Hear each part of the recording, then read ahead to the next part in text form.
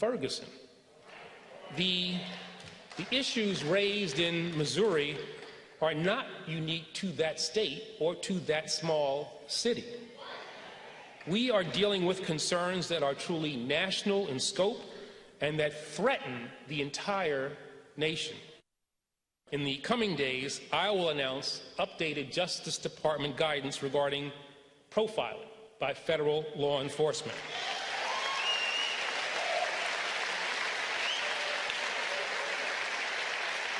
This will institute rigorous new standards and robust safeguards to help end racial profiling once and for all.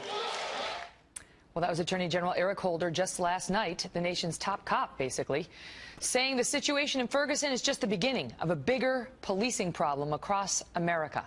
But my next guest says that could not be further from the truth. David Clark is the sheriff of Milwaukee County, Wisconsin. Sheriff, good to see you tonight. And you made headlines not long ago after Eric Holder came out and claimed that he had been the victim of racial profiling himself and was pretty tough on the cops. And you said, you know what, don't do us any favors by condemning law enforcement with such a broad brush and not backing up stories that were not documented at the time. How did you react when you heard him last night? Well, Megan, first of all, it's a pleasure to be on with you. And I was willing to give Eric Holder a do-over after his initial stumbling out of the gate, throwing law enforcement officers under the bus in the days following the tragic shooting of Mike Brown by a Fergus police officer. But he comes out again yesterday and he doubled down. And then I became disgusted. He comes out with these scurrilous claims, you know, that law enforcement officers hit the streets every day with some nefarious intent in their heart to deny people their constitutional civil rights and indiscriminately just, you know, shoot black males as if it were some sort of sport. I think that's irresponsible for a person in the position that he holds, you know, as you indicated, the top cop. But apparently he's abandoned his duty, really, to be impartial in this stuff, to keep his powder dry, let evidence. He knows how how due process works. He knows what justice is, what it's supposed to look like anyway. And he claims he wants justice for all, but apparently he doesn't want justice for police officers. What do you make of the racial divide on what's happened in Ferguson, with only 9% of African Americans supporting the grand jury's determination not to indict this officer? And you know, at the start of the show, I interviewed a member of the Congressional Black Caucus, and his group had come out and said that this grand jury's determination shows that black lives have no value in America and law enforcement can kill black teens with impunity. Garbage, Megan, garbage. And I heard some of the exchange between you and the congressman, and you know, quite frankly, you were wasting your breath and trying to reason with him. He knows better, but you know, he's caught up in the emotion of this thing. And when he makes statements like that, or when the Congressional Black Caucus does, that black lives don't matter, I reject that sort of thing. Now, look, race is an explosive issue in this country. Has been for a long time.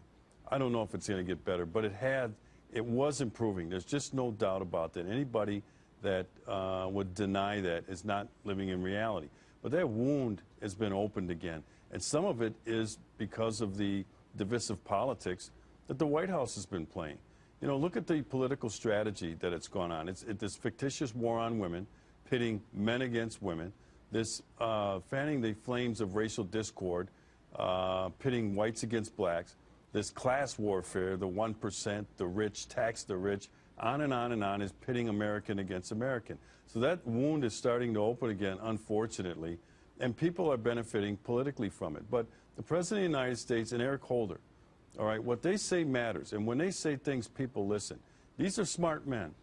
They know that words matter, and they know they need to choose their words carefully, because when they speak, they need to speak for all Americans. But what I've heard over the last couple of months since the Ferguson incident is that these two men have taken sides.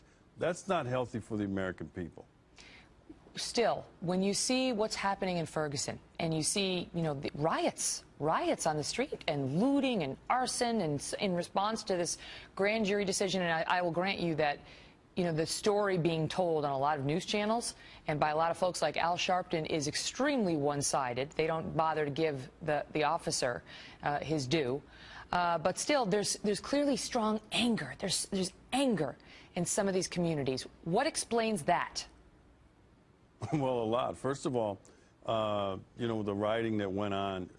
Look, if people are frustrated and angry, they have to find a more socially acceptable way to deal with that anger and frustration. But let's look at some of the things that give rise to that anger. People can't find meaningful work, all right? People have to send their kids to failing schools. People are living in entrenched poverty and crime-ridden neighborhoods.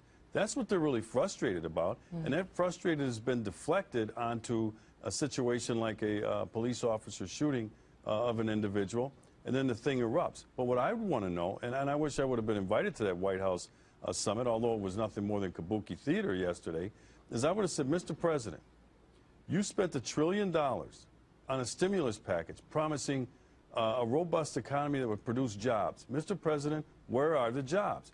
If people find meaningful work, it occupies their time, and you don't have all these individuals just, you know, idling around, building up frustration and anger because their life isn't going the way that they thought it should.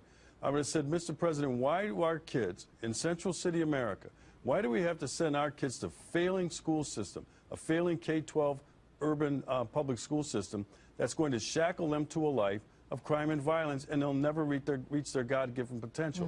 Why can't the parents choose better schools for their kids to attend?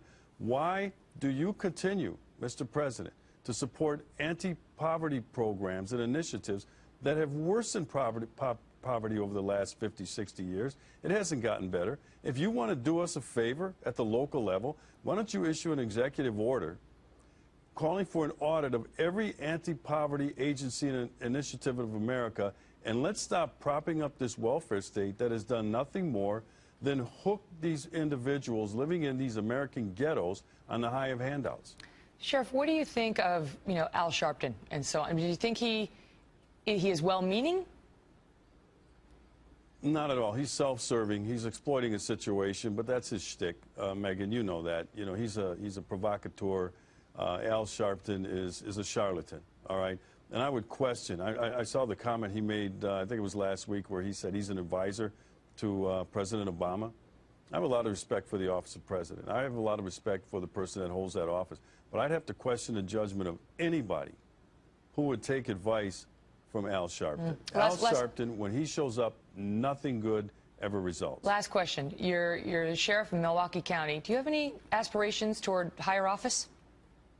No, Megan. I'm happy to serve in this capacity here in Milwaukee County, but I never say never. You know, I take life one day at a time, and we'll see what the horizon looks like, and we'll take it from there. Something tells me we have not heard the last of you, Sheriff. Thanks for coming on.